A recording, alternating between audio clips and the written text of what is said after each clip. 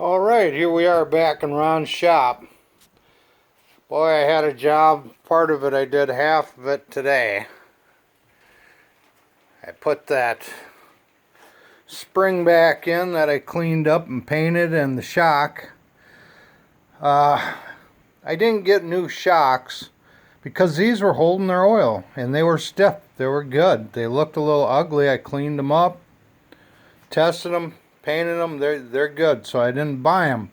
But let me tell you, if you ever want your patience tested, the job for you is to replace shocks in a Triumph GT6, because let me tell you, it was hell.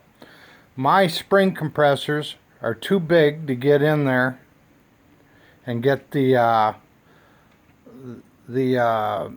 shock absorber back on the inside before you install it all. So I ended up having to use 5 hose clamps, heavy duty hose clamps, metal ones, and 4 vice grips. I compress the springs and then put the metal hose clamps on and hold them down tight, the springs, when I'd bring them together. Plus I made a small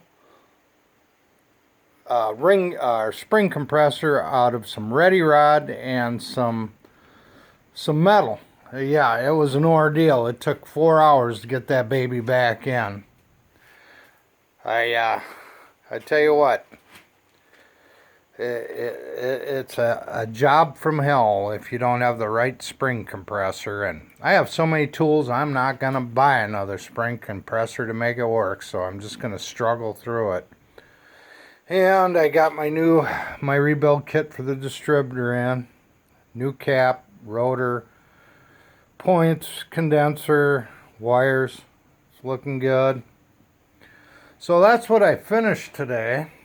And actually yesterday I worked on this project, doing my crossover for my rear brakes on the rear fitting here, supply fitting.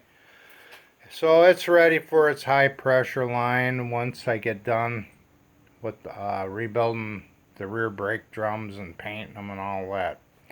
So it's coming along. But piece of advice, don't do your front shocks on these Triumphs or GT6s if you don't have to. But I had to because it sat so long. Alright, bye for now.